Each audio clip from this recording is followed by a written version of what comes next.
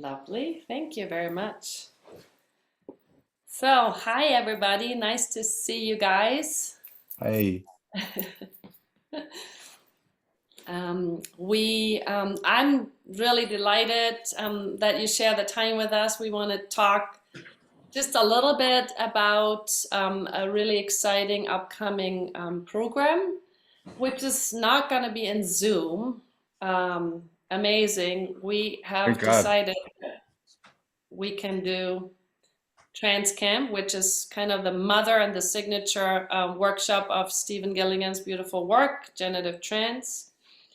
And we will actually do this as a presence training in a beautiful country house in a beautiful retreat center called Mara Seminar House. And that will be coming up shortly in, when is it, November 3rd to the 8th? Is that true? I believe that's true. Yeah. Yeah, yeah. And so we thought this would give us a really great opportunity to connect, touch base, get a taste of the beautiful work, what that's like, and you can then have a sense if you like to maybe sign up for a little group in the country house next to the cows. Beautiful space. We share meals together, we share conversations. And the way I like to frame it, I've been taking over, I guess, Trance Camp 10 years ago to host it and frame it and give it its own unique taste.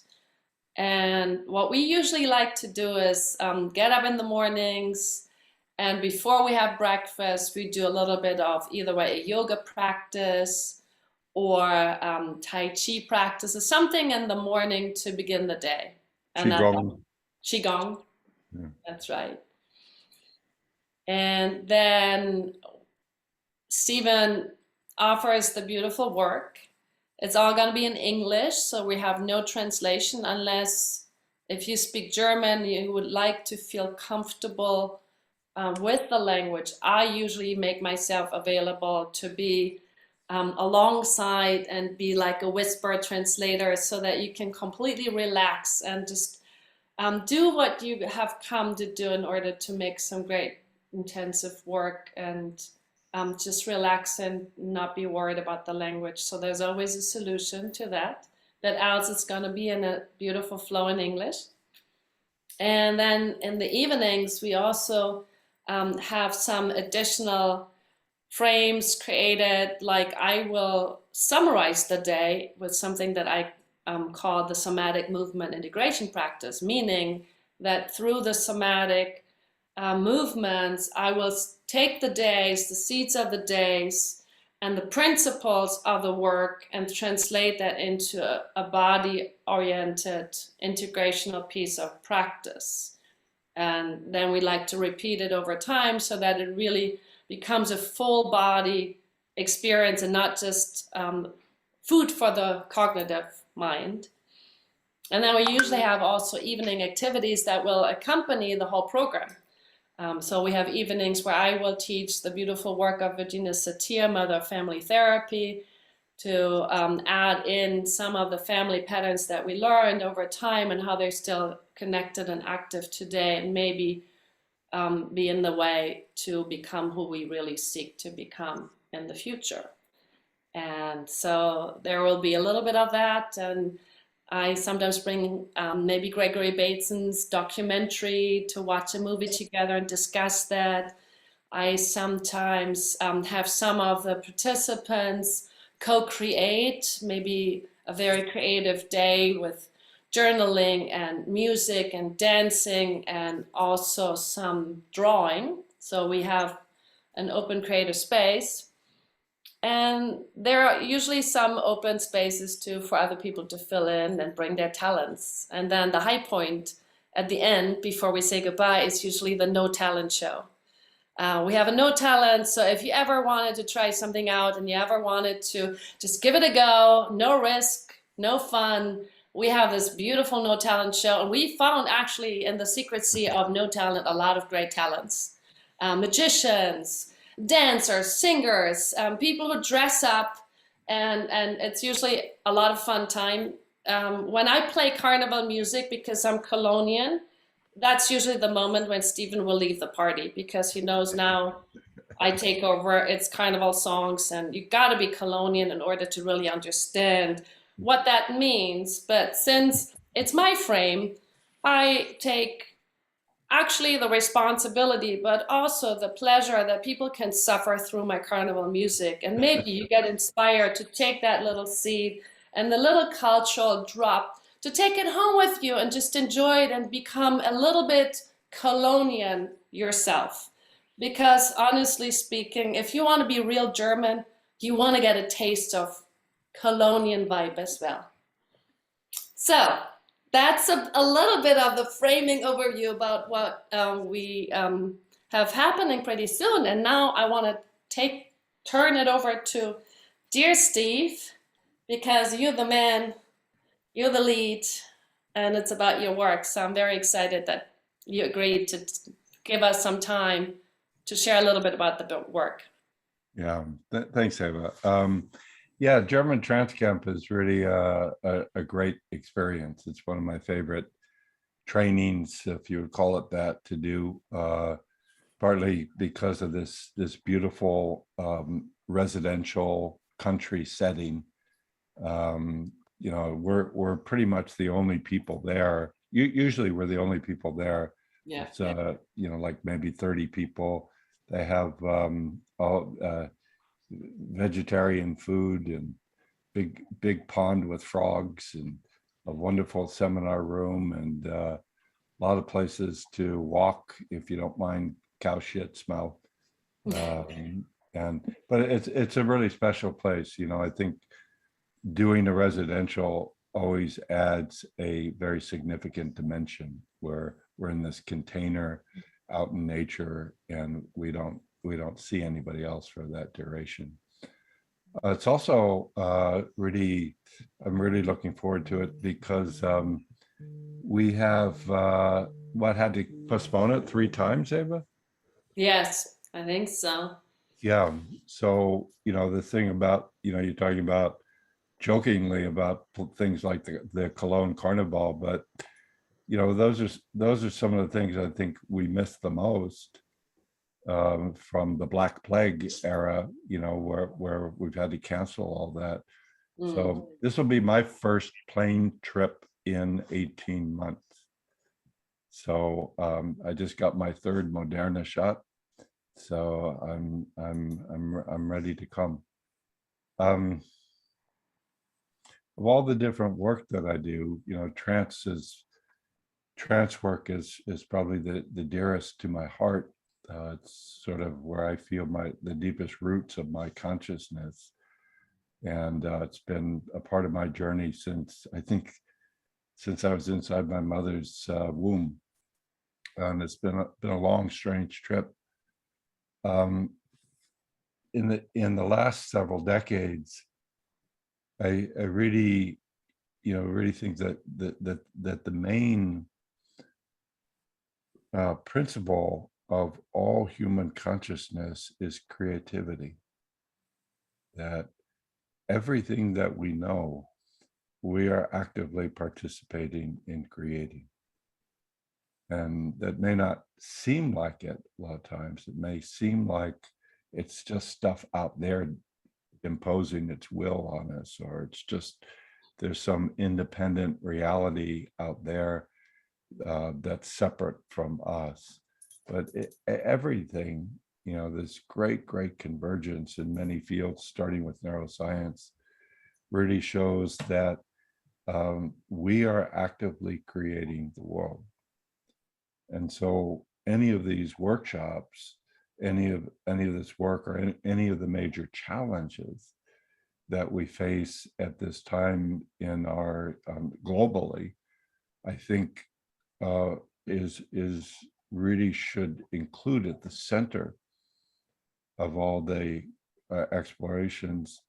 How do we create reality, and how can we transform the way that we're creating reality so that we can move suffering, unnecessary suffering, into something much more positive. And I know with all my heart that's possible. And for most of us who do the work, we believe it's possible.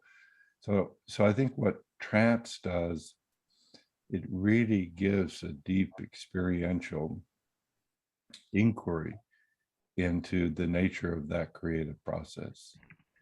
And as I will be talking about this morning, just this brief talk, it's not the only game in town.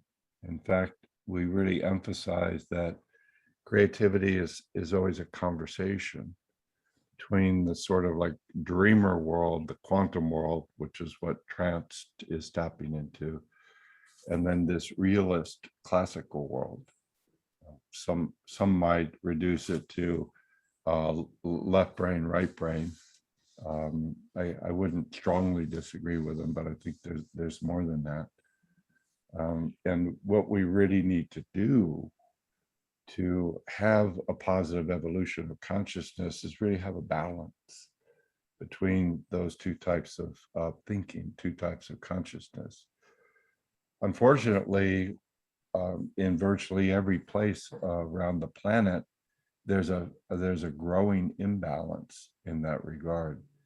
And there's a more and more severe imbalance toward this verbal brain, analytical brain, chopping up the world and only seeing bits and seeing a lot of the bits fighting each other and opposing each other.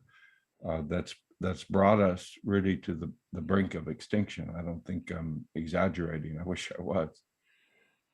So by really having this practical, positive, affectionate understanding for what trance is tapping into, I think it gives us the opportunity to restore a lot of wholeness to ourselves, to our relationships, to our community, to how we're creating reality at this time.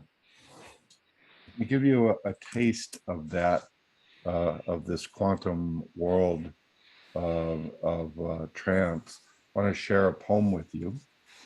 I think it's a beautiful poem about trance consciousness, and it was written by a German American poet. Her name was Liesl Müller. Did I pronounce that correctly, Eva? Müller? Müller. Müller. Sorry. Müller. Yes. And she and her family was pretty politically active against Hitler, and they had to escape to the United States, I think in 1939. I think she was 11 years old.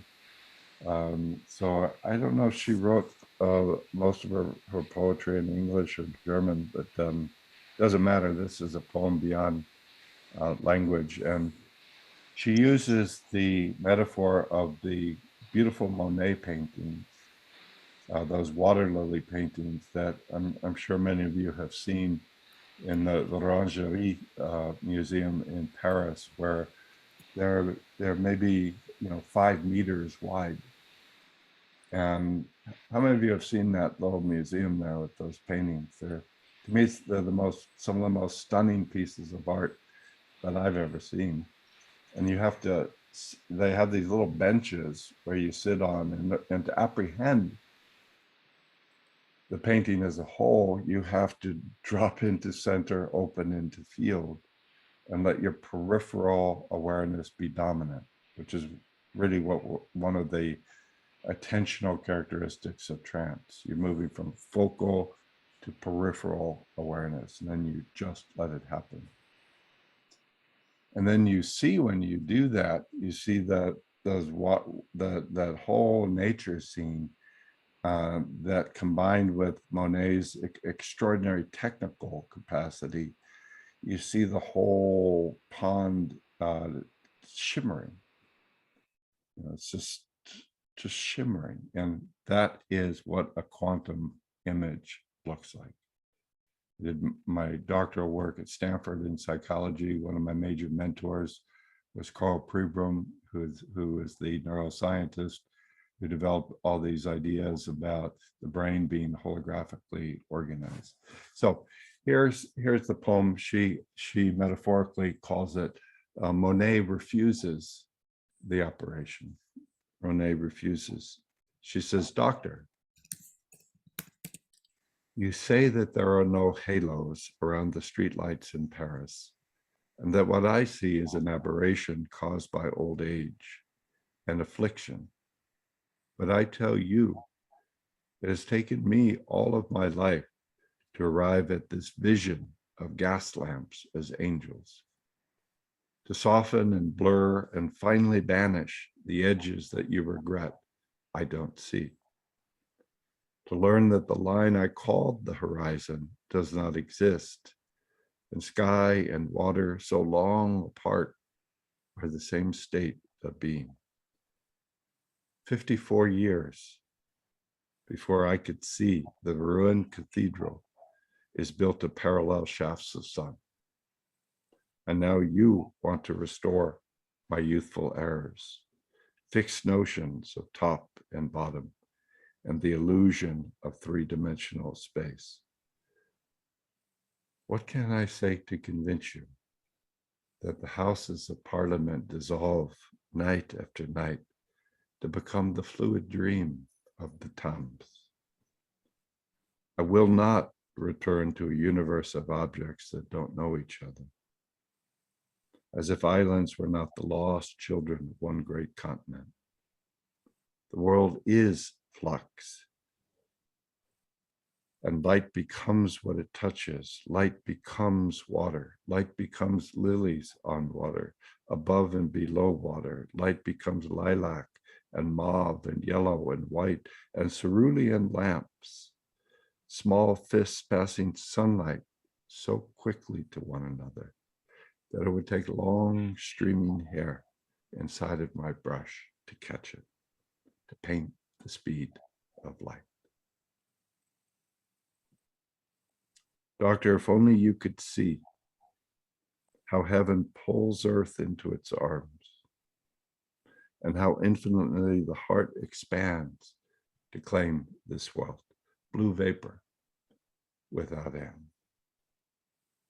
Doctor, I refuse the operation. I refuse the operation. You may know that those Monet paintings, he created them right after World War I. And if you go into the L'Orangerie Museum, which I try to do every time I'm visiting Paris, you see there are these little plaques where it describes that these paintings were his response to World War I. When he saw what up to that point was the most senseless, violent, horrific mutilation and violence of humans against humans, he wanted to express the interconnected, indivisible unity of life. And he said, my only weapon was my paintbrush. And so those paintings were a response to the carnage. And we're facing a similar carnage right now. And I thought here, you know, I've never been more embarrassed or ashamed to be American than the past 5 years.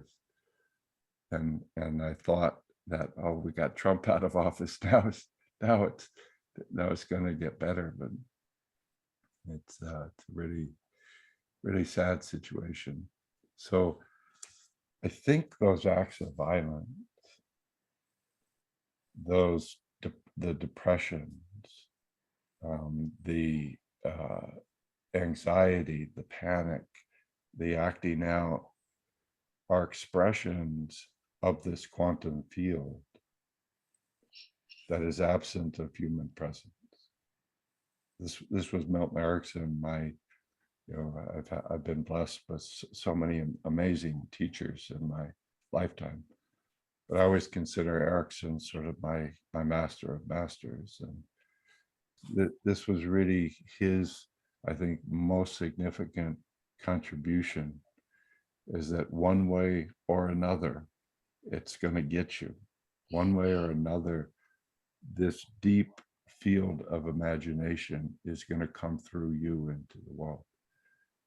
And if you are present in some sort of positive way with a heart and a mind that has a positive opening and commitment, then when the unconscious comes through, when life comes through you, voila, beautiful things will come out of you.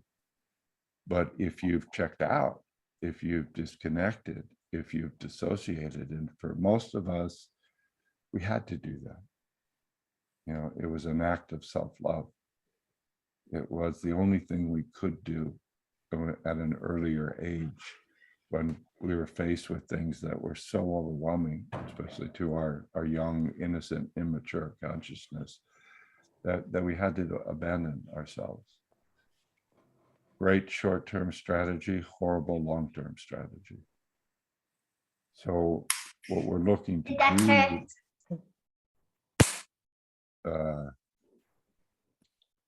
Jehan, yeah, if you can turn, yeah, thanks. Hi, Jehan. nice to see you and hear you.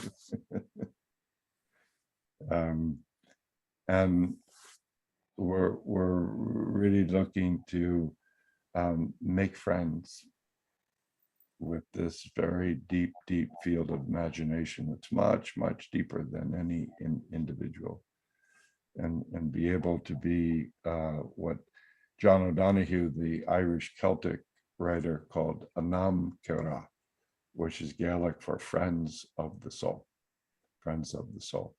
So that's, to me, that's what the generative trance work is about. And I suspect most of you know that it's a very far cry from the traditional idea of hypnosis, where you basically is one person controlling another and ordering them around, and you'll do this and you'll do that. And you know, we just say, well, that's the problem, not the solution. Is you're carrying other people's voices inside of you, that you haven't had the time or the support to feel and find your own voice and be able to link your own voice to this whole creative world. So that's what we're doing in the Trance Camp. So in the creativity model that we explore, I mentioned, you know, to begin, that we're really thinking of creativity and constructing a good life as this conversation between two very different types of consciousness. And this is basically the fundamental structure for the central map or model, theoretical model of creative genius that has been around for over 100 years. There is a 4-step model for creativity that was proposed, I believe, in 1911 by an American psychologist. His name was Theodore Wallis, W-A-L-L-I-S. And from researching the many creative people, he said that there seems to be 4 steps in the creative process. And as you listen to the 4 steps, you'll note the first and the last are conscious mind. The middle 2 are creative unconscious mind. So the first step is you have a goal or a question or an intention or a problem, and you commit to finding a solution for it. And you throw yourself into it fully. You give it your all. You really work hard on it. So there's no substitute for hard work, no substitute for hard work. So we don't want to have this idea that trance is just something you close your eyes and everything is completely transformed. You live happily ever after. You know, it's a way of thinking about doing the challenging creative work of life. But the first question is, what do you want? What's your intention? What's your goal? What's the question? And then, as I say, you have to be not only motivated, but you have to really give it your best effort. The 4-step model says that at some point in a significant creative challenge, you hit the wall. You come to an impasse. You have, I don't know what the hell the answer is. All I know is I'm spinning my wheels, or I'm just repeating the same old stuff and nothing's moving. So you know that, by the way, you know, Milton Erickson's favorite phrase for himself, for his students, for his patients was, I don't know.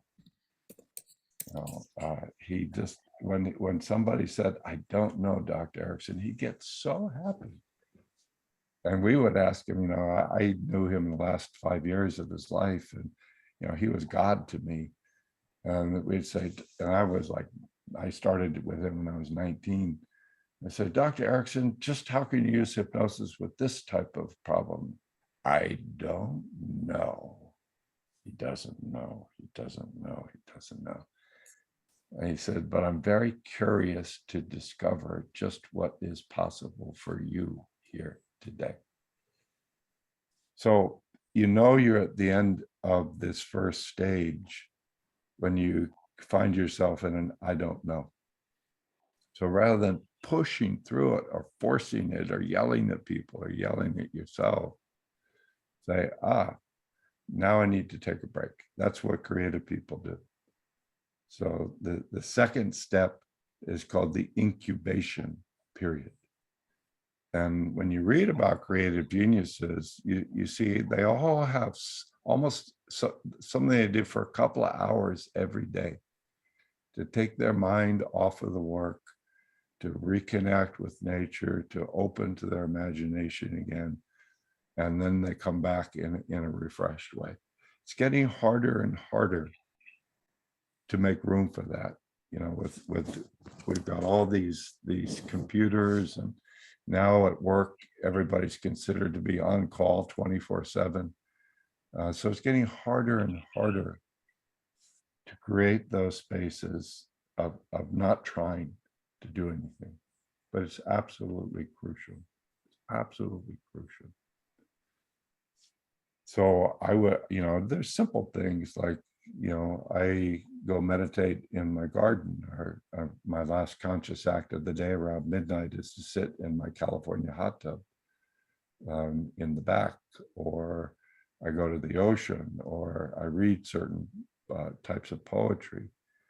Those are my ways to step back from performance mode and just open that space of how Erickson and Rossi describe therapeutic trance, a state of not knowing, not doing. The Chinese call that wu wei, wu wei, wu wei.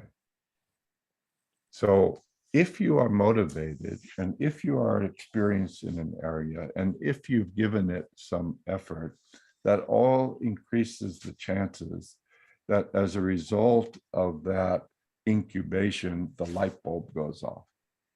And that's the third stage, called the illumination. So, boom, this flash of insight comes. You know, probably all of us wish it'd be a little bit more common than it is, but it's one of the most beautiful feelings you'll ever have, right? When you get that flash. And for me, my hot tub is probably the what they call the modal frequency, in terms of the places when I'm home that I get the deepest sort of illuminatory flashes. It's in the hot tub, because it's at midnight. I've been working hard all day. Often I go there, but something about sitting in the hot tub outside, just sort of opening to the sky. And then these things that I've been holding, especially with writing, it just sort of comes like this beautiful liquid flow. And it's not only accurate. I mean, it's probably the most helpful ideas I'll ever have, but it's beautiful. It's aesthetically so beautiful. So that's the third stage, but you're not done yet. That's what we do in the trance is a beginning, not an end. Yeah. Now you got to go out and work out all the details. Now you got to make it happen and practically in the world. So if you hear, as I said, in those 4 steps, the first and the fourth are conscious effort. You know, what do I want? How do I summon all my resources? How do I make a commitment? How do I give it an effort? And then once I have an idea, how do I work hard to get, we say in American English, put all my ducks in a row, to get everything all lined up, you know, so the potential can be translated into an actuality. But to have that happen, you need those middle steps, and that's what generative trance is helping you to do. You know, and also say that generative trance gives you a place to surrender. And that's an absolutely essential condition for enjoying life. Yeah, for feeling hope, for feeling possibility, for being in love with the world. You have to be able to totally surrender your mind periodically. And so trance is a ritual, a tradition that allows you to make friends with surrender, to make friends with realizing if I totally let go, I will find something beautiful. You may know that Albert Einstein, you know, used to say that the most important question that anybody can ask is the universe friendly? And he said, how you answer that question will really determine a lot in your life. You know, is the universe friendly? Well, what do you think? Is the universe friendly?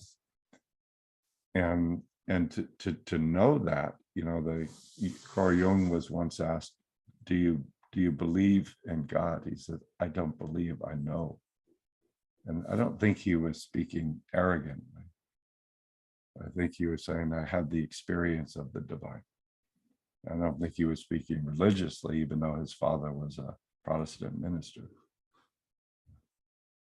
So to be at home in the world, you know, to feel the beauty and the kindness that's available in every particle. We need something like the creative surrender of generative trance. So that's another thing. Thirdly, we need something that brings us back to a healing state regularly. I think that all persistent suffering is an expression of what the Chinese call blocked qi. And in the West, we call that chronic stress. I believe it's identically the same thing. You may know that the term stress, psychological stress, was developed in the 1930s by this young physician in Montreal, Hans Selye. And Selye was part of a medical residents who, they still do it today in most hospitals in the US at least. They bring, you know, a small group of residents around to look at different patients, and they say, oh, well, this patient has this disease and that patient has that disease, what's called differential diagnosis. So you're trying to train the physicians to know what specific illness does a given patient have. And Selye, young Dr. Selye, said he couldn't help but notice that everybody looked sick. even even even the doctors and the nurses. And he said the fact that they all look sick suggested that there was a general underlying mechanism shared by all of these different patients. And that's where he came up with the term stress. So up to that point, it was just a mechanical term, you know, how much pressure a piece of wood or a piece of metal could take before it lost its integrity, before it broke. But now it's just a given in popular language. Oh, you're stressed out. What we know from a lot of research, in order to do any sort of healing, emotional healing, physical healing, you have to be in a state of relaxation. And the way that that's generally thought of is when you're in a state of stress, that's your old wisdom's way of telling you this is not time for healing. We're in the middle of a battle right now. So if you look at, for example, animals who are wounded out in nature and they're in a state of sort of paralysis, they find that the healing response for any tissue damage that has been incurred does not begin until a relaxation response has been activated. Up to that point, your system is saying, I'm in the middle of a battle. I need to put all my resources on hypervigilance and defending myself and you know, shutting down. That makes sense, right? So the body mind doesn't start healing until relaxation is there. So a lot of people, they've learned to be afraid of relaxation, because we also know from trauma research that trauma gets reactivated under two general conditions. The first makes sense. Something is present, something in the present overlaps with something in the trauma. That's intuitively makes sense. Okay, I saw that person, I went back to that place, I started engaging in a similar activity, and boom, all the old stuff got triggered. The second general condition is relaxation. The mere presence of relaxation reactivates trauma for a lot of people, because it's their system's way of saying, okay, we're out of danger, let's get whole again. So we're seeing trance as a way to bring pleasure and joy and reconnection to mystery and this deep, deep, deep intelligence when you need to think outside the box, when you need to move to a place in your life that you've never been before. Your verbal mind is really bad at that. You don't want your verbal mind, which is basically a manager that repeats versions of the past. You don't want it in charge at those places. When you have a big change, when you need to do some healing, when you need to create something new, when you need to become friends with your body and become friends with your life again, trance is just a beautiful, beautiful vehicle. So that's what we do in the Trance Camp. It's a 12-day, 2 6-day modules. And we just look at how to do that step by step by step. Lots of experiences, lots of demonstrations, lots of group experiences, lots of working with partners. And we really focus on building a safe community where we can go where no man, no woman has gone before. So let me add one more thing, and then I'll do a brief demo, and then we can open to Q&A. When we talk about consciousness creating reality, It's the central premise. Consciousness creates reality. We do it especially through our representational maps, through our filters, through the way that we are organizing our consciousness. This basically is the study of psychology. Psychology is looking at different states, different filters, and how that might significantly affect your experience, your behavior, your health, so forth and so on. So we're seeing that with human beings, the boon and bane, the good news and the bad, is we have total freedom in terms of our representational maps. You know, so what does intimacy look like? So we went around and each person shared their images of intimacy.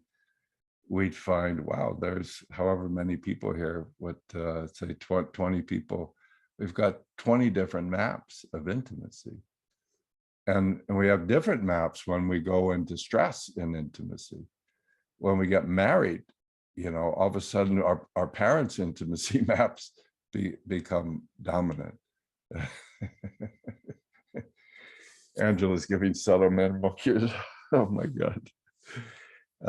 What does your body look like? What is the meaning of your body? What is the meaning of your sexuality? What does trust mean to you? Erickson used to say, and this was really a core part of the work, people come to see you when they're in a process of needing to change their representational map.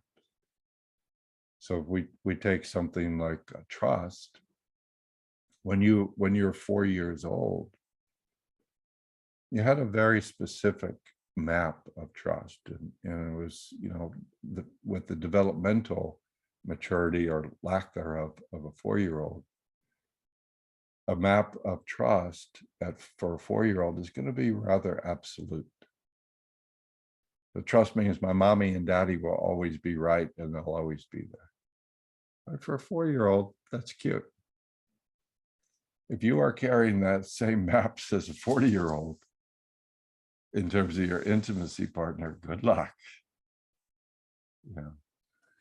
So we see that our reality is being created by our representational maps, our somatic maps, our cognitive, intellectual maps, our maps of our relationship communities. Those are sort of the three, what we call somatic, cognitive, and field.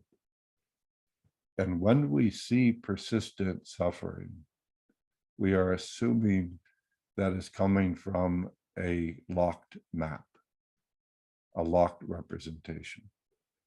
Okay, so you got some map, you got into stress, it got locked into place. And now every time you go into that challenge, you're using your old maps that may not have worked then, but that may have been the best thing that you could do then. But now it's really, really causing you a lot of problems because you keep producing the same undesirable state. And we say that is a reflection of a fixed map. Fixed maps are held into place by tension. Inhibit your breathing, squeeze your muscles, freeze your map. This is why we say in hypnosis and its many, many cousins, relax. That's why every creative performer will have relaxation at the top of their list in terms of things I need to master if I'm going to be able to creatively perform on a consistent basis. Okay. So what we're doing in trance is we're creating a safe, deep way where you can let go of all your maps. Let go of all your thoughts. It looks like this, it's going to be like this. I know this is going to happen. You just say, I don't know, but I'm curious to find out. curious to find out. So that's a skill. And so what we do in the trance camp is you learn how to use that skill for yourself, and then how to support others in doing it. Okay. So you might say that then the work is sort of organized around these simple positive questions. What's your question? When I was studying with Erickson, I was doing this process for at least a couple of years that I love so much, and then like everything, you kind of move into other things. But I've been coming back to it as of late, and I love it so much. It's so interesting and so helpful. And basically, you know how when you go through a day, you've got so many different challenges, questions. Okay, you got to call this person, you got to do this, you got to figure out what to do about that and that. So a day in the life for most of us, we have to meet a lot of different things, deal with this, deal with this, deal with this, deal with this. And for most of us, most of the time, we can do the majority of it with just our regular state. We let's say, oh yeah, okay, how about this? And we get feedback, we might adjust it, but we figure it out, right? But there's always the challenges that we don't know what to do. So what I've sort of resurrected is this really simple, beautiful process of when you hit that place of, oh, what should I do about that? And for me, it's often about a particular idea about the work or something, or a relationship challenge that I'm having. Say, okay, I've tried it. I've given it my best shot consciously, haven't made much progress. Let's do this with the trance technique. So go into this sort of mind-body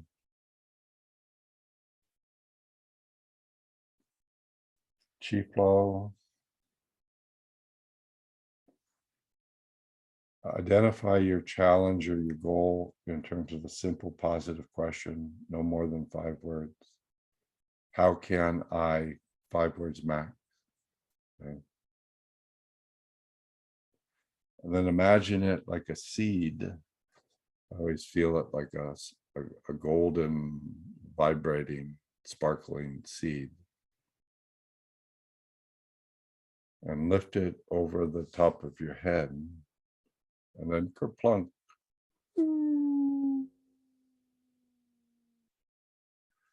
just feel your whole system like a pebble moving through a viscous pond. You could do it maybe 3 or 4 times, but you're looking to drop it into what Erickson used to say, the back of your mind. And then there's a commitment. I will not work on this for 3 days. So it's like planting the seed. You don't want to be digging up the dirt every 5 minutes. Are you growing yet? Are you growing yet? So you plant the seed, you turn it over to your other intelligence, and you make a commitment 3 days. What's very interesting and pleasurable, I sort of smile at multiple times. I feel it coming like from somewhere. Oh, you better solve this problem. You better, and I start thinking again, okay, what do I do? And then somebody says, you promised. So I said, all right. Like take a breath. And then if I'm in the hot tub, I can feel it percolating. And then, like I was alluding to earlier, around the 3rd or the 4th day, I start to feel these things just coming beautifully out of this space inside of me. And they often contain really helpful suggestions or solutions that it's clear to me that I never would have come up with from here. So that's what we're trying to do, is develop this creative partnership with this original intelligence. It's the original intelligence. It's what children are born into. It's a consciousness that is in the whole world, everywhere. So we're trying to reconnect with that. So let's see, just do a little demo.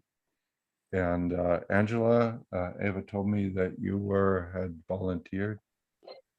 Yes. And so I think if you all turn your cameras off, it will allow just Angela and I to be up on the screen. And I don't know if we have to do anything else. We'll see. No, I just pinned the two of you, and I think if everybody else switches off the microphone and the video, then that should do it. Thank you. Yeah. And who's that blonde-haired woman from Cologne? There she goes. Hi, Angela. How are you? I'm fine. Thank you. I was very pleased to see on Facebook you started a graduate program. It's going to start in November. I finalized the enrollment, which was until beginning of October, so in the last week practically, and it's starting on November, the weekend of the 12th.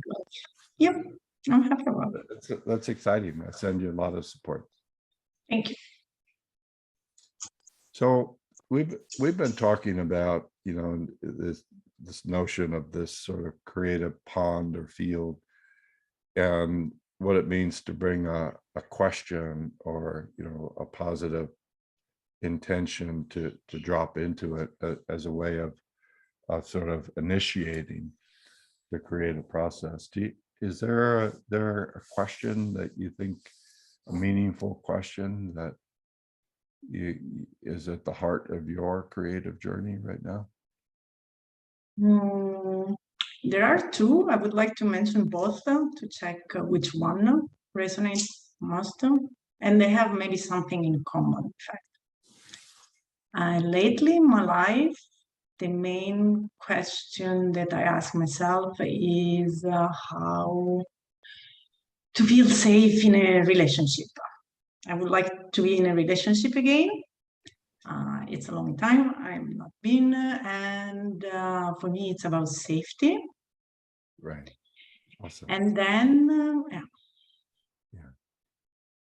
yeah, and I just want to share with you, when you speak that, I feel sort of it touches my heart and chest in a strong way. It feels like something really, really important, just to share that from my end.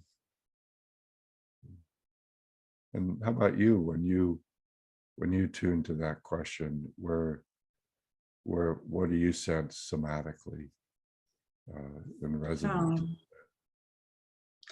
Right now I feel like a vibration, a little bit of nervosity, and when you mentioned that you felt the importance and the connection, there was a very, very young part of me that popped up for a few seconds, so that I was remaining almost without words. Yeah. So you hear, we've got a question, and it has deep emotional significance, probably at many levels for Angela, which is, you know, typically what we're working with in the sessions.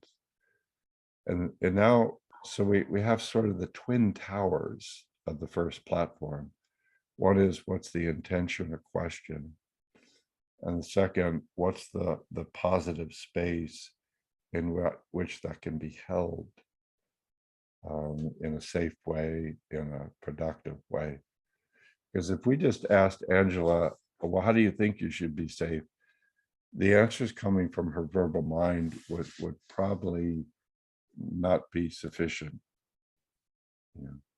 So we're saying that's where we open the space. So if we just said, okay, just ask your unconscious, it probably, the conditions probably wouldn't be there.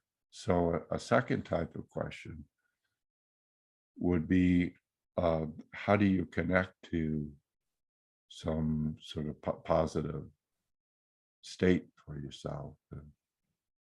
you know, one of the questions is when you need to feel a safe connection with yourself, a positive connection, what are some of your favorite or go-to or most effective ways? What happened also when you asked it, and it fits also with my way of doing, but it happened so it's really like ground myself, feel the lower parts of my body. I notice my lower back, and then the legs down to the Right. earth. Okay, so we've just gotten to what we might call a portal or a gateway. Some experience that if we go into that, we'll probably find a positive grounding state.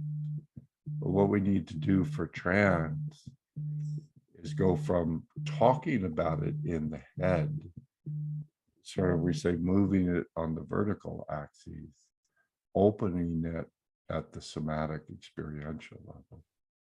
So we say, so I hear that about somatically your body dropping. And I wonder if we could just slow down. And maybe you can remember a time where you were able to do that very pleasurably. Say, oh, I already have in my experiential resources. But then sometimes where it's just very pleasurable. Drop down. Lower half. Warm. Grounded. And what do you become aware of there? The sense of a space opening, my arms open, you don't see them, but they opened up a little bit. Yeah. And there was a connection with the hips, and yeah. So it was more like a sense of expanding the space inside my hips. Yeah. And so what we're really looking to do with all the trance work is take those words and feel how they get woven in the breath and woven in the sensation of the body. So part of it, if you hear my voice starts to change, because I'm just really looking to bring the resonance of the voice to, it's like you're talking to a mammal, as if humans were actually mammals. That feeling, the arm, the hip, the leg. Can you speak a little bit louder or closer to the microphone? Yeah, sorry. Thank you. I'm sort of rearranging my system these days. Is that better? Yeah. Okay. So I was saying, da na na, boom ja, na na ma ma, di dam bam, da, boom. Body, earth, 40,000-year-old woman. So deeply breathing with the earth. 40,000-year-old woman. And what do you become aware of there, Angela?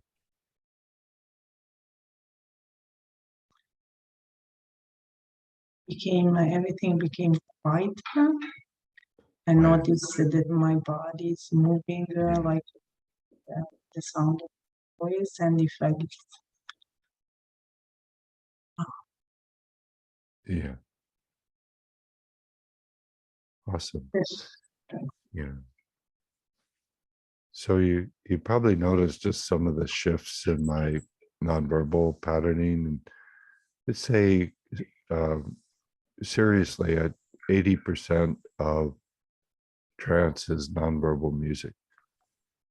It's about joining. It's about touching things with kindness. It's about bringing in a little sparkling playfulness. It's about relaxation. That begins to open. So moving from, oh, I want to be in an intimate relationship and I need to be safe. If we bring it with tension up in the head, it probably won't be a positive outcome. But imagine,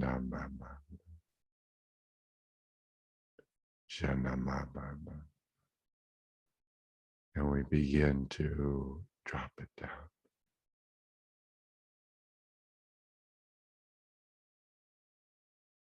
And from there, maybe from someplace deep within, perhaps a resource. You say, what does safety mean for you at this point? And to drop that question, like I was talking about, dropping it like a seed, dropping it down, dropping it into deep in your inner wisdom, your inner healing. 40,000 years of intelligence. Women as warriors, women as lovers, women as self-loving. What do you become aware of there?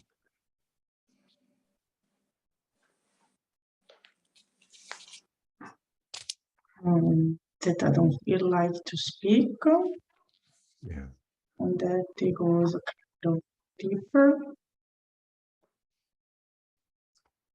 And yeah.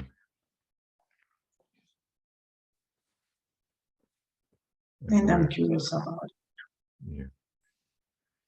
So we begin to think of the trance conversation as sort of this bowl of soup or this group of dancers. We're all moving. One is the question, intimacy with safety. The other is the awareness, dropping lower, relaxation, opening, quiet. The other is resources, times, people that come out of the deep space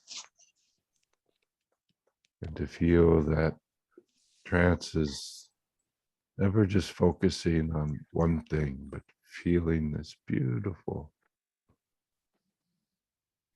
interactional dance. The question, the past, the future, resources that you never met before.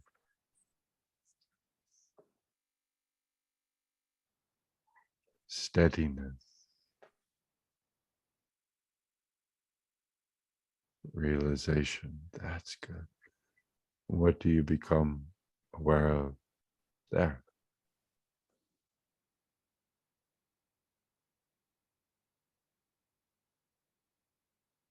Kind of joy.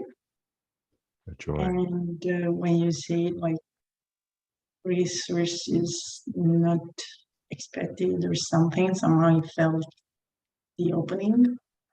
Yeah. To what or whom? Or...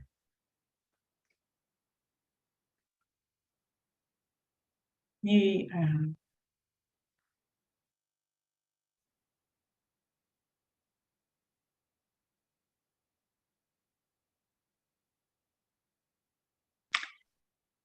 the words that came to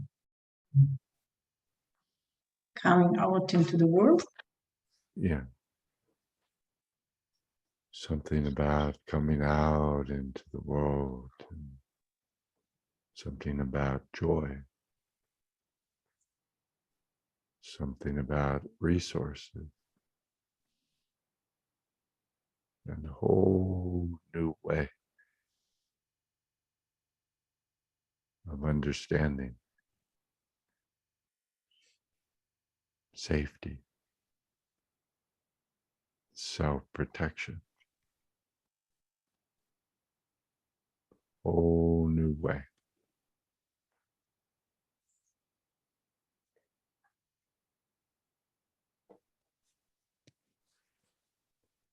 So these are the ways that we begin to unfold naturally as sort of a creative music or creative dance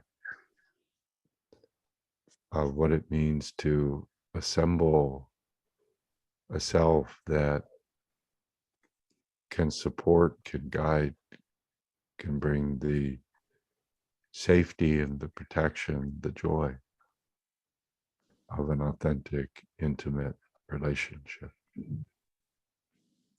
So I think you can see that it's not a process where you're just telling a person you will do this or whatever, because those sort of external impositions typically don't have long-term effect. But anything that Angela does where she feels it's coming from inside of her, that can be helpful on so many levels. It's like, wow, look what happened when I asked myself to help me out on this. That is so cool. So cool. So we're going to have to bring this to a close for now, Angela, but just point out that, you know, one of the things Milton Erickson used to say at the end of trance is just take note of one or two simple things that you thought, that's really helpful. I'd really like to build on that, remember that. And Erickson used to say, memorize that feeling. Memorize that feeling. So you remember when you do go back into stress, because you will, we all will, you know, about, oh my God, I'm opening to intimacy, oh shit. So we're not removing the old stresses, we're recontextualizing it so we don't get bothered by it, all those old fears.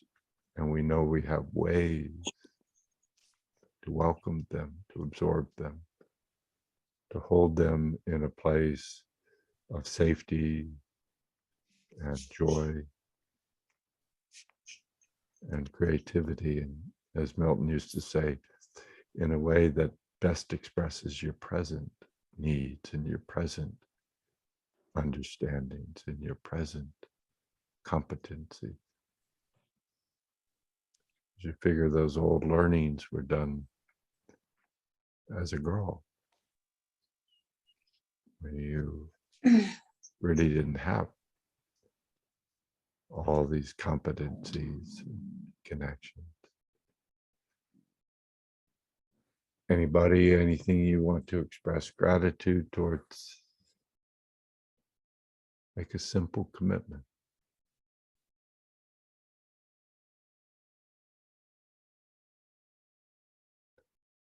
Recognize it's a process of learning how to listen to your own organism, your own body, your own way.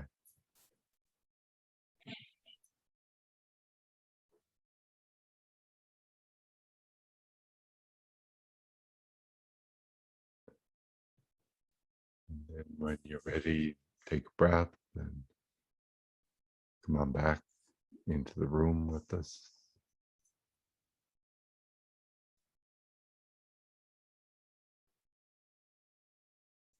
Feels like some sweet work you're doing.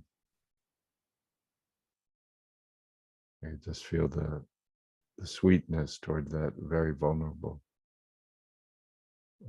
little girl inside you. I'm happy for you.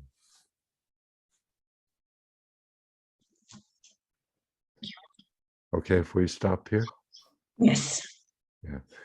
And anything you like to share? If you don't want to, it's fine, but just in terms of what we're talking about here, about trance, and anything you think might be helpful for people's understanding.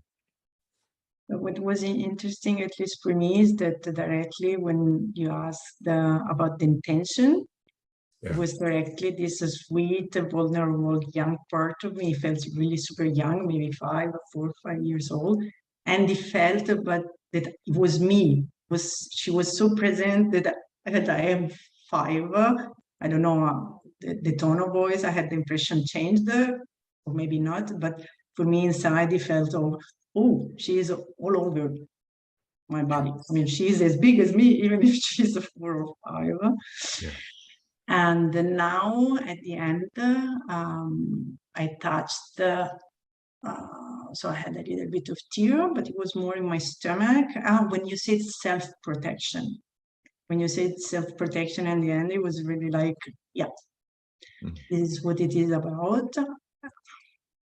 And also now that I say it, it comes a little bit up. And I assume that what's changed is this before, when this part popped up, because naturally she popped up very often, either in your work or in my life, it was too overwhelming. And now it really sense that she can be there. I can help her. Yeah. Sometimes better than others. And I'm super happy that she can be there too. Yeah. That yeah. I can behave nevertheless, maybe always a little bit more as a more mature version of myself. Yeah.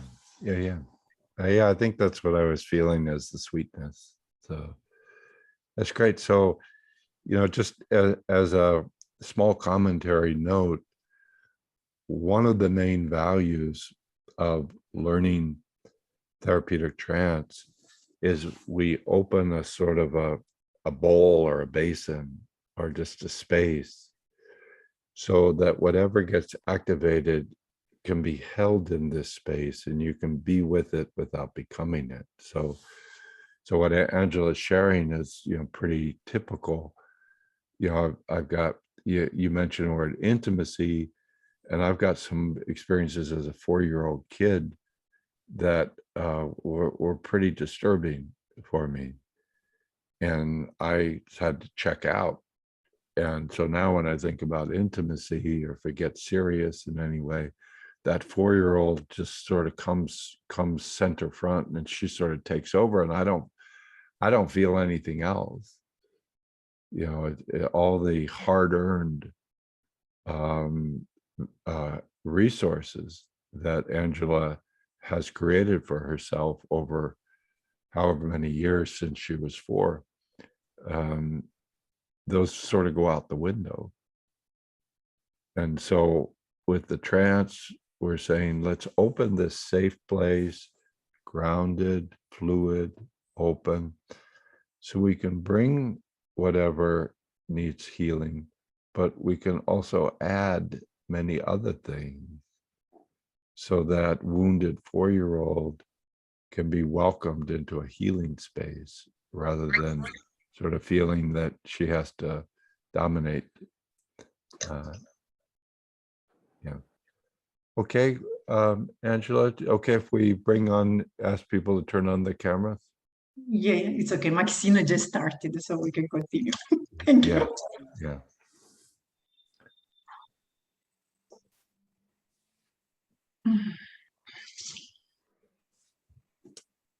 Okay. So if anybody has any questions or anything you'd like to share with Angela, now we have time. And Eva, if you want to pipe into the conversation, you're welcome as well. Well, first, I just want to say thank you to Angela for being willing to participate in the demo and allowing us to share something really essential with us. Yeah. I felt really touched and with being able to have the gift of witnessing part of the process. So thanks for that. And same to you, Steve. Thank you for allowing us to participate in the work and be a bear witness to that. I think it's always a true honor and a true gift to be a witness when people do authentic work. I think, yeah, it's a gift. I agree. Yeah. Okay. Anybody else have any questions or any comments? Should we don't have that many people. Should we just ask somebody to turn on the mic and speak or? Mm-hmm. Yes. Okay, y'all. So anybody wants to speak, turn on your mic and grab the floor.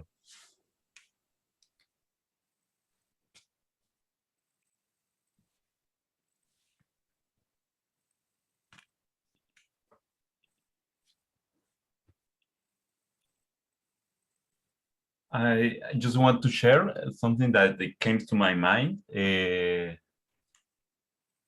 Julio. Hey, Julio. Julio's from Peru, right? Yeah. Peru, yes. Yeah. Came to my mind when you were introducing the trance and creativity. Yeah. That this is story that it's maybe a well-known story about how Paul McCartney creates his song Yesterday, but what it came to him from a dream, something like that. But I love an interview that someone asked him, "Do you believe in magic?" And he told the story about how he dreamed about yesterday and started singing and playing the piano. And he finished the answer saying, "So when someone asks me, do you believe in magic? I say, I must too." That's right. So you remind me this, so I want to share. Yeah, well said. Wonderful gathering we have. Thank you. Yeah. Well said, Julio. Thank you. Anybody else would like to comment or share or ask questions about the process or?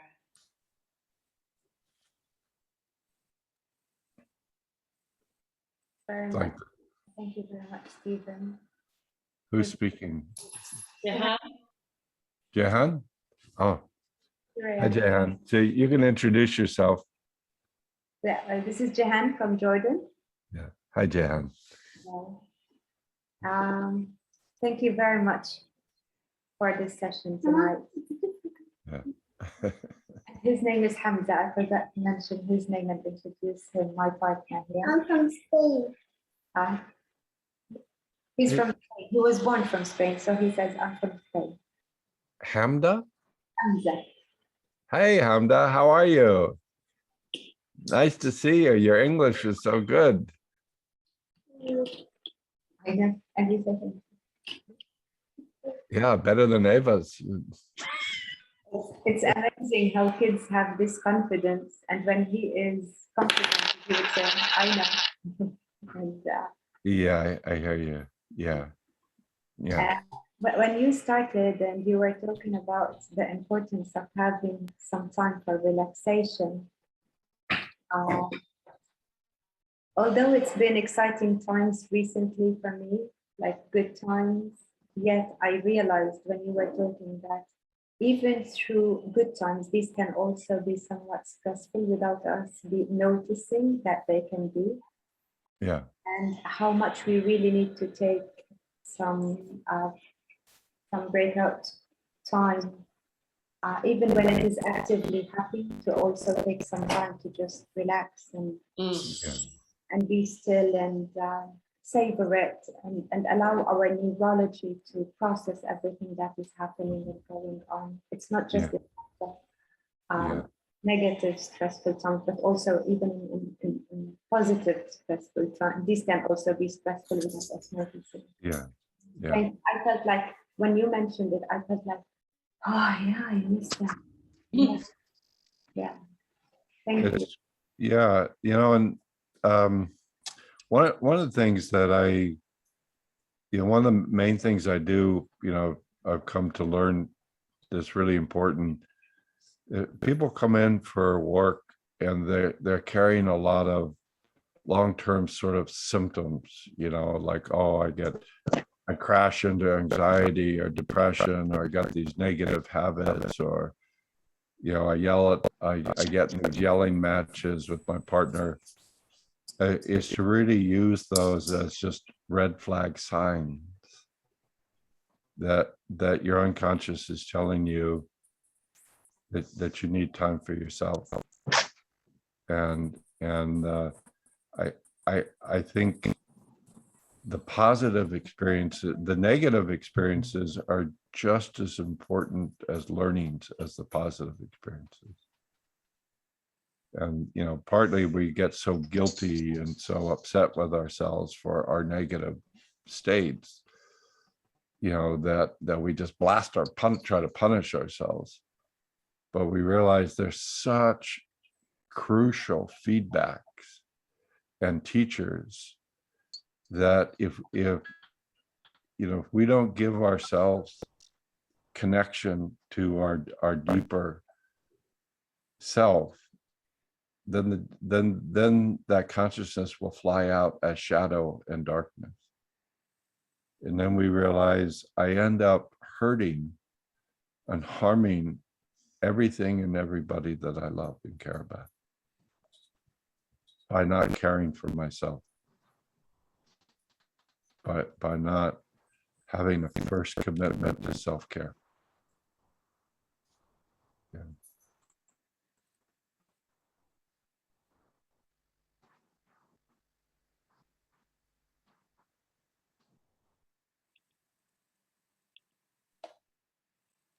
Did you not hear anything I was saying?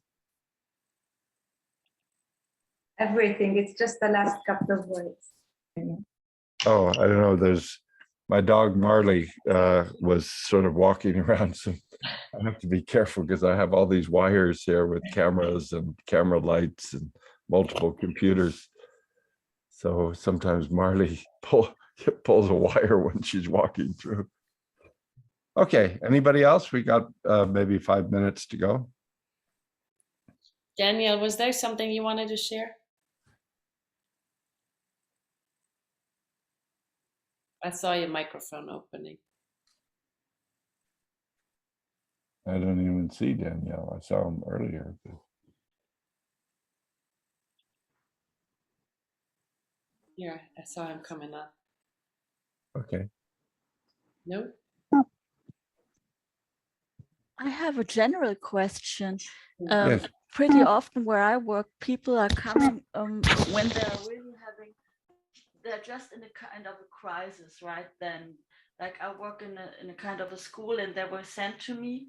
How do if I say, okay, well, first I have to get in touch with that, but how do I get the way to the resources? Pretty often they don't see their resources. Yes, that's right. The first connection is to yourself. Uh-huh. And this is the most important one and the most overlooked one. We think, oh, it's my job to help you. And we really have to appreciate if we're in a stress state, when we're trying to help others, we're not going to be able to help them. We're throwing like gasoline on the fire, so to speak. Furthermore, we have to appreciate that whenever I see my client go into stress, I just have to assume that my mirror neurons are picking that up for my system. Mhm. You know, we make our living off of mirror neurons, right? That's how most of us become therapists, because we can feel other people suffering, right? Right? Right. So when somebody says, oh, my client starts to crash, or, you know, do this, or they can't find resources, what do I do? And really, you know, the MRI group, the Bateson's team of Václavic, Weekland, Haley, Fish, the way that they characterized Erickson's work, late 50s, 60s, was the attempted solution becomes the problem. And I think that's one of the most profoundly helpful principles I've ever come across. What that means is when we're trying to help a client, when we're as a therapist or a coach, and we're in a stress state, it actually becomes the problem. So one of the ways, you know, you think about one of the main differences between trance and normal ego function. Normal ego functions, you're chasing an answer. What do I do? What do I do? What do I do? What do I do? And, you know, clients usually come and say, what do I do? What do I do? And the therapist, your coach, usually says, what do I do? What do I do? What do I do? It's just a lot of doo-doo being passed along from one person to another. So the first step, what trance teaches you, is to go into a state of centered not doing. And, you know, Eva was using the phrase bear witness. It's really, really important that you let whatever's happening touch you, and you stay centered, and you bear witness to it, and you realize nothing has to change for this person to be totally whole and totally okay, just the way they are. It's really, really important. The person's totally okay, as right there and then, they're whole. You know, the deepest part of them is whole, unwounded, unwoundable. That's what allows you to get to the creative connection, where you're feeling the part of a person that's not conditional. It's not dependent on anything. Then you hold the question, I wonder how to help them connect to resources. But you realize, I don't know. But being able to skillfully be curious, to let something that's connecting the two of us guide us, that's the creative unconscious. I have to stay in a centered, open state where I'm not chasing the answer. So I hear you, Corinne. I mean, I think we all know it, and it sounds like in your context, it's really very intense. And it's often the case where you say, okay, step one, let's open a positive state. And a client says, I have no positive states in me whatsoever. You know, well, think of a time, all I can think about is this shit. You know, first of all, that tells you it's their nonverbal underlying state that's locking them. You know, when you're my graduate research in 35 experiments at Stanford was on emotional state dependency, which I would hypnotically train people to be in sad states and then find out they could only think, predict, interpret things in a way that was consistent with that state. Take the same person, flip them into a happy state, voila. You've got a different performance pattern on their thinking and their feeling and their actions. So if a person says, I don't have resources, the important thing is that tells you they're in a state where there are no resources accessible. Then you say, I need to use my relationship to open up a space. So I have to go to a place deeper than resources or not resources. you know, and it's always there, you know, it's always there, you know, there's always something deeper than the suffering. There's always something deeper, you know. So what we're looking to do is feel that, and then feel it in our clients, and then use that to begin to see how we can get a little opening here and there. But we're not saying, come on, try to find a resource. Make sense? Sure, thanks a lot. So it's working with your own state that's always a precondition, starting point. And then you're being touched throughout the session. You know, it's one thing to get into a positive centered state. You're not going to stay there very long. So it's your commitment to being humanly present and being able to be touched by all the suffering of life, but to have ways to just bring it into your sanctuary. And it's not like instantaneous. Oh, that's positive. That's great. It's a struggle in you that allows you to compassionately support the struggle in your client. Thank you. Welcome. Thank Okay, I you. think, shall we end on that note, Eva? Or maybe there's something you want to say or do to bring things to a close here. Well, I think I just wanted to add a little comment to Karina, if I may. As I was yesterday actually sitting with a client for some time who was going through a pretty traumatic event, not being able to say goodbye to her husband due to COVID. She wasn't able to see him in the hospital. And what I was offering was that I'm happy to just give her my time and my full presence to listen to what needs to be listened, that wasn't heard and wasn't received and wasn't felt before. And I could feel my own struggle, that I was feeling angry that they didn't allow her to go and see him.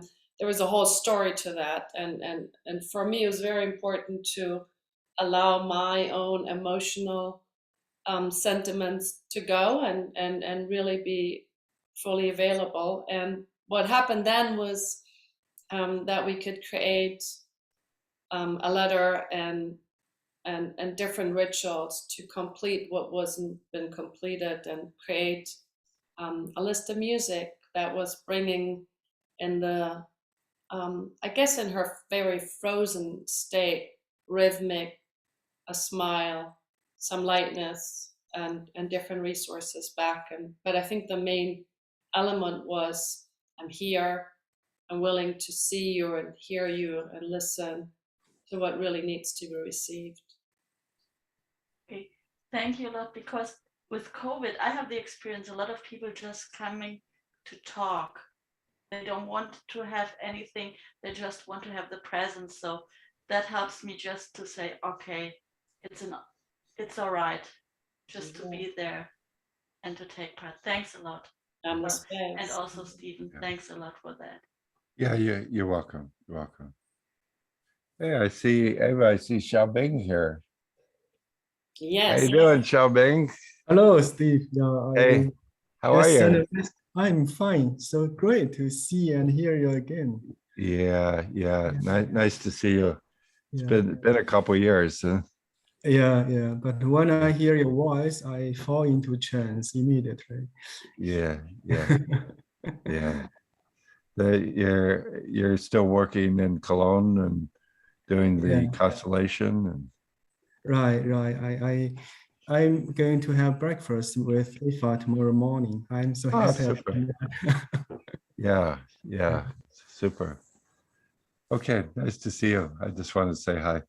Hi. So hopefully it gives you a little flavor. And again, I just want to say German Trance Camp is really one of the great experiences. You know, we have a small group, maybe even smaller this time, but they can only handle about 30 or 35, yes. Yeah. And it's just such a lovely property, and we were in this really nice place, just as in a cocoon there. So I'm looking forward to it. So coming over to London next week, and then to Barcelona, and then to Germany. So first trip in 18 months. It's time. It is. I'm very grateful that you can now make the trip to continue Trance Camp.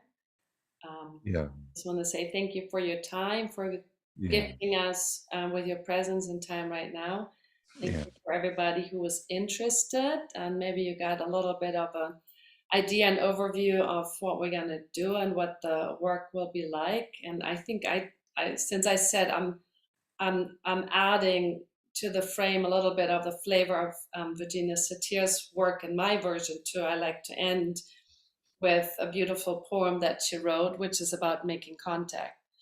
And that is the greatest gift that I can give to another person, is to see them, to hear them, to feel them, and to touch them, and to understand them. The greatest gift that I can receive in return is to be seen, to be heard, to be felt, to be touched, and to be understood. And if we have exchanged that, we have truly made contact. So this is an opportunity to make contact. Well said. Well said. And I'm so happy that Eva is one of the main people looking to bring Virginia Satir's work to update it into the present times. And so it's great, she's got this deep connection to this work and to Robert Diltz's work and generative coaching, but she's really been creating her own very unique, very helpful, important work with the Satir stuff. So yeah, so you'll get lots of Eva too. And okay, y'all, nice to touch base with you. And Thank you. God bless. However you understand the divine, may you be blessed. Thanks, Stephen.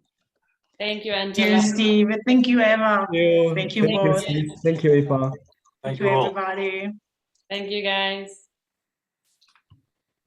Thank you all. Bless you all. Love you all. Love you too.